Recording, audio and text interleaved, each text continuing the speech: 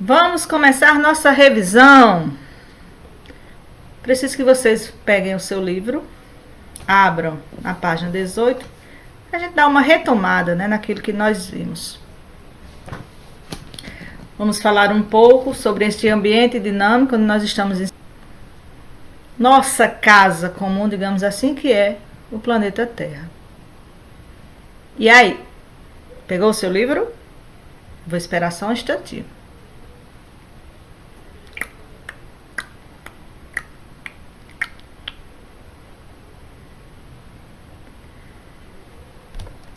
Vamos lá. Indo adiante, nós temos a vida na Terra. Para estudarmos isto, temos como objetivo principalmente saber quais as condições de vida na Terra, não é? E aí depois a gente ter visto alguns vídeos sobre o surgimento da Terra, a teoria do Big Bang e outras teorias abordadas em sala de aula, a partir de substâncias que compõem a Terra, podemos fazer um comparativo das camadas da Terra com uma fatia de bolo que você corta, um bolo bem recheado, que está em pelo menos 2 camadas e o recheio no meio, né? Então, desse modo, dizemos que a Terra possui 3 camadas, que vai depender, aliás, elas são nomeadas de acordo com os componentes dessa fatia, digamos assim. E quais são essas camadas?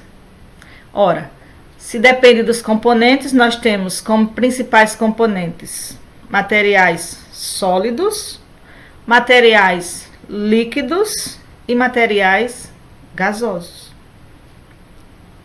A partir destes componentes ou das características destes, é que nós vamos nomear as camadas da Terra. Vamos para o próximo slide. Olhando assim, essa imagem do planeta Terra, que foi tirada de um satélite, visualmente nós temos, não em fatias, claro, mas estes componentes, onde nós distinguimos a parte que é terra, a parte que é água e o envoltório da Terra, que é a parte gasosa. Olhe bem direitinho, ela não é assim tão redonda pela distância, nós já sabemos, são achatadas nos polos. Aí o professor de geografia explicou mais um pouquinho para vocês. Mas nós estamos vendo as camadas da Terra. Ok? Ainda na página 20, nós temos uma definição de como são essas camadas da Terra, que são elas: litosfera, hidrosfera e atmosfera. Pela composição, litosfera sólido, hidrosfera líquido, atmosfera gasoso. Estão lembrados? Isto é uma forma bem simples de nós caracterizarmos estas camadas da Terra. Lembro que o aprofundamento maior em relação a isto sempre vai ser na disciplina de geografia, porque o nosso objetivo de estudar é basicamente os componentes, o que compõe cada camada. E aí nós temos aqui neste slide, litosfera é a parte sólida da Terra, é sobre ela que estão fundamentadas as cidades, as florestas, onde existe grande parte da vida, onde o homem habita, exclusivamente na litosfera o homem habita, mas também é sobre a litosfera que estão agrupadas e alojadas a próxima camada que nós veremos, que é a hidrosfera, Ou seja, a água precisa de estar suportada, digamos assim, pela litosfera. Por isso que o nome do nosso planeta é Terra. Embora aparentemente haja uma maior proporção de água, aparentemente, mas nenhuma água estaria ajuntada se não existisse a litosfera para suportar e sustentar esta água, como nós vimos. Ok? E aqui temos uma visão diferenciada da hidrosfera. Essa foto em negro, retirando as partes visuais da litosfera, né? Ficamos com a camada de água. E aí o que corresponde à hidrosfera? Os mares, os oceanos, os rios, os lagos, como eu bem disse, né? E nós já vimos em sala, toda a parte líquida da Terra, assim como quem vive nela, os animais que vivem na água. E a terceira camada, ou seja, a fatia que envolve o bolo por fora, né? É a atmosfera, é aquela que nós apenas sentimos sensações, não conseguimos tocar, suster na mão. Composta basicamente de gases, e dentre esses gases está um que é primordial para a vida na Terra, que é o oxigênio, e outros gases. A atmosfera é esta camada de gases que envolve a Terra. Na sua composição de muitos gases está o oxigênio, que é um fundamental e necessário para a existência de vida na Terra, porque todos os seres vivos precisam do oxigênio para a sobrevivência. E assim nós temos, retornando aqui os slides, olhando para a Terra, essas três camadas bem caracterizadas, né? Litosfera, parte sólida, continentes, mesmo onde existem as geleiras, parte que sustém, ou seja, sustenta a hidrosfera, tudo que é sólido como componente. Então são as rochas, a areia, a argila, mesmo que seja fino, porém é sólido na sua composição. Tudo isso faz parte da litosfera. Hidrosfera, líquido, escorre nas mãos, não é? Você sustenta um pouco, porém escorre, não segura, como material que compõe a litosfera, que você fecha na mão e consegue deixar, sustentar, não vai escorrer. E por último, a atmosfera, camada de ar que envolve a Terra, mas que também está por todas as partes da Terra, está tanto na litosfera como na hidrosfera. Porque nós vimos em sala, inclusive, antecipamos um pouquinho de química, não é? A composição da água é a junção de dois símbolos químicos, o hidrogênio e o oxigênio. O oxigênio ele está tanto no ar quanto na água. Por isso é um dos gases imprescindíveis para a existência de vida na Terra e para a vida mesmo se sustentar. Ok? Então assim, nós encerramos esse primeiro tema. E aí vamos para o segundo tema, que é ecossistema, como está aí neste slide. E aí o que vem a ser ecossistema? Nós falamos das três camadas que juntas compõem a Terra. Nessas camadas existem seres que habitam. O homem e os animais chamados terrestres estão sobre a litosfera. Os seres chamados marinhos ou aquáticos vivem na hidrosfera. E existem alguns animais, como os pássaros, por exemplo, eles não vivem exatamente na atmosfera, mas eles se dão bem lá em cima, né, voando. Embora o habitat natural deles seja mesmo na parte sólida da Terra, que é a litosfera. E aí o que vem a ser um ecossistema? O ecossistema é, digamos assim, o lugar que vai juntar os seres que vão habitar e interagir entre si. Segundo a definição aqui do livro de vocês, é o conjunto formado pelos seres vivos e pelos elementos não vivos de um ambiente. Os seres vivos de um ecossistema mantêm relações entre si e também com esses componentes não vivos. Porque, como eu falei antes, nós precisamos do ar para respirar. Nós precisamos da água em muita coisa em nossa vida, não é? E aí há essa interação. Então, o ecossistema vem ser essa relação entre os seres vivos e não vivos, certo? Dentro do ecossistema existem os seus habitats, ou seja, animais com características semelhantes se agrupam ou vivem nesses diversos habitats justamente pelas semelhanças que eles têm, pelo favorecimento do local e porque eles foram criados ali naquele lugar, né? Existem naquele lugar. Nós temos inclusive habitats que são específicos de continentes, dos seus continentes. E como eu falei, existe o ecossistema aquático, o ecossistema terrestre, como eu coloquei nas imagens aí desse slide, referente a esse tema.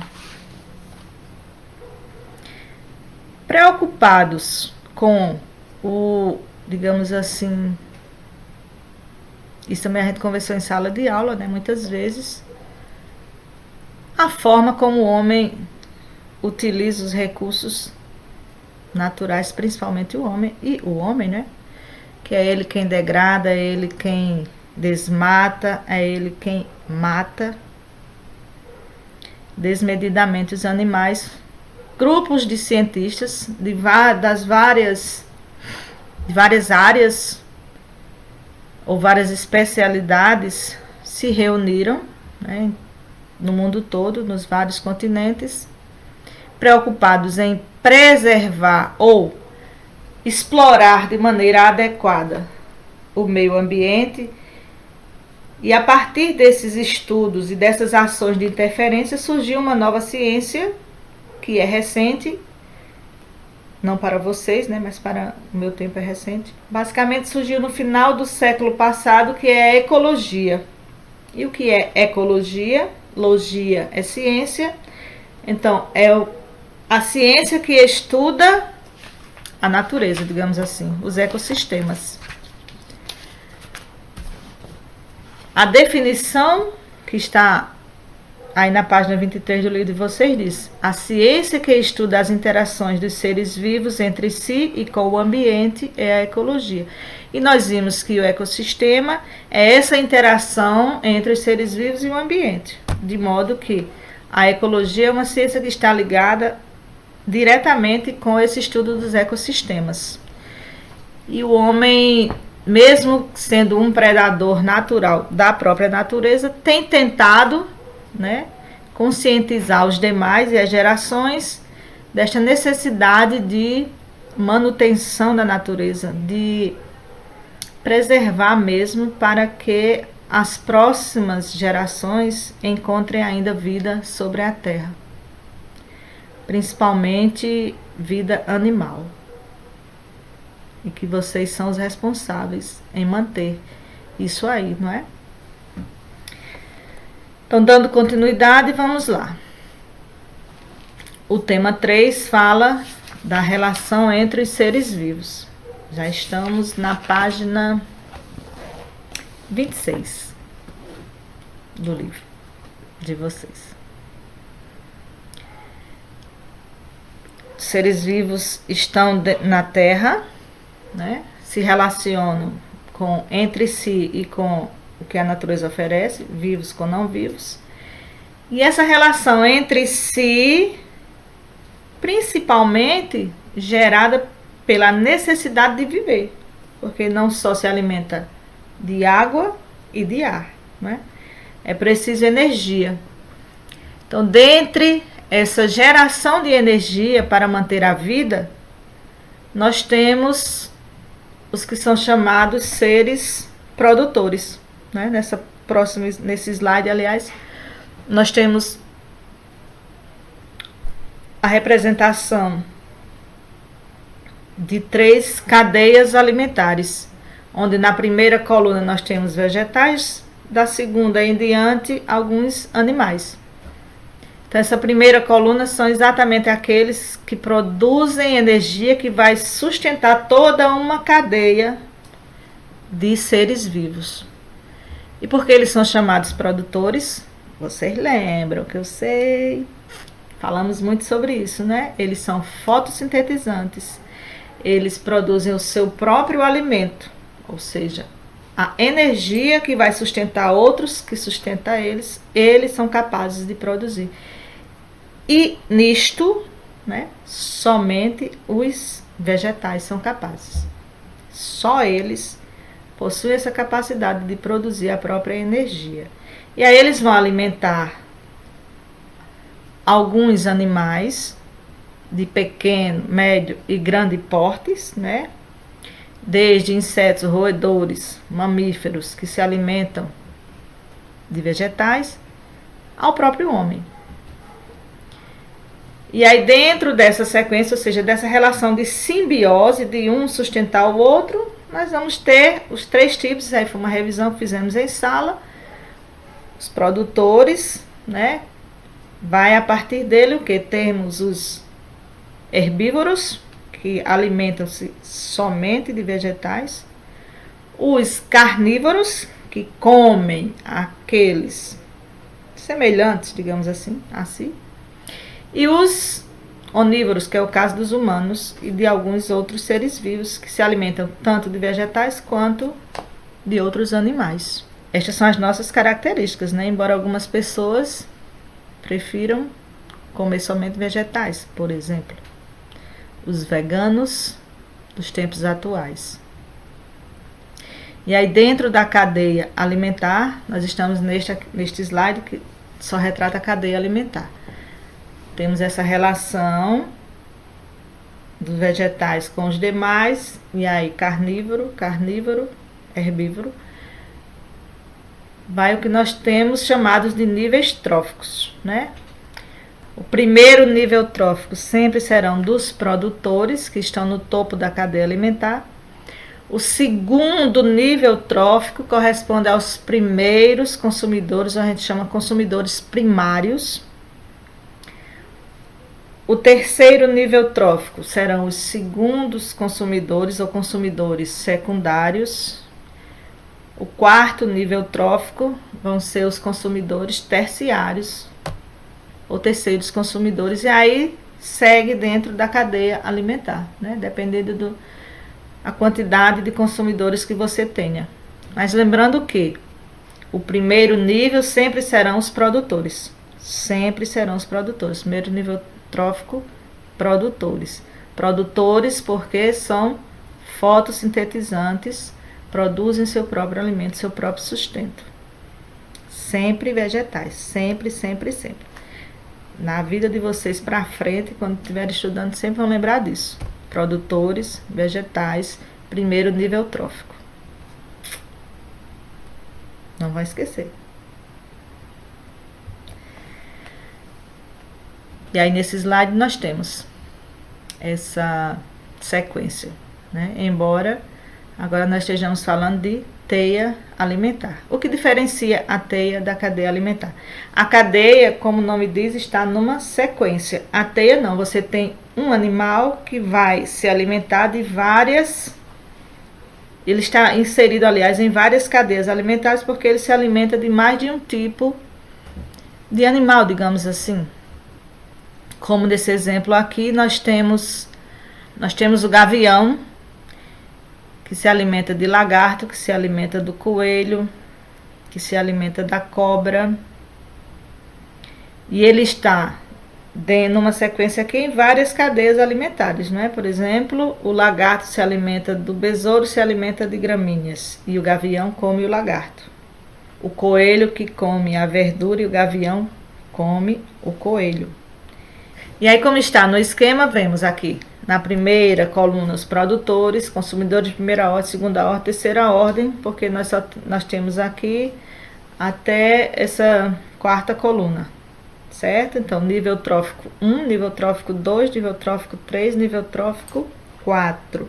Diferencia teia alimentar de cadeia alimentar, o fato da cadeia estar numa linha e a teia, como bem lembra, né, estão entrelaçados, ou seja, tem um animal que se alimenta de vários outros que estão nas determinadas linhas da cadeia, certo?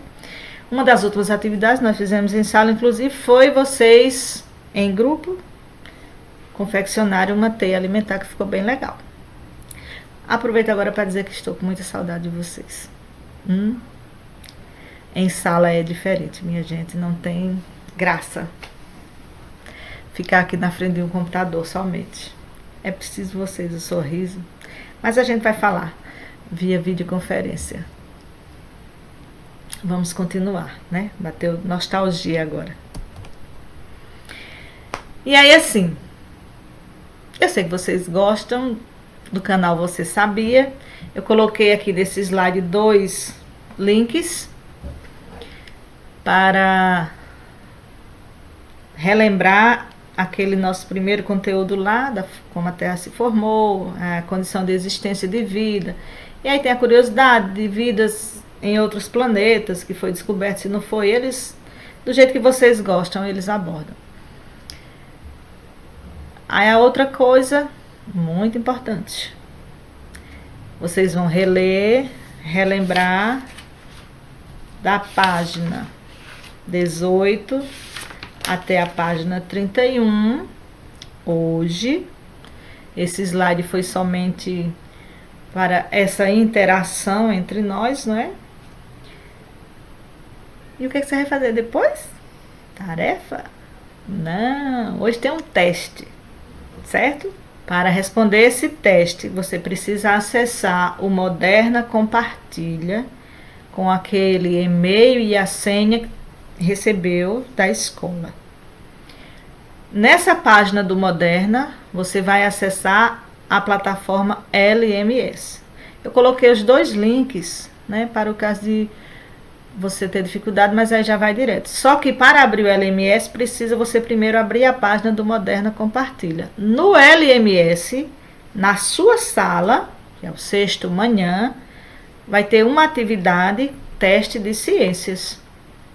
É de múltipla escolha, vai valer 10 pontos, não é a primeira nota ainda, certo? Nós vamos fazer atividades e vamos somar para gerarmos a primeira nota, já que nós não tivemos a oportunidade de fazer presencialmente. Valeu?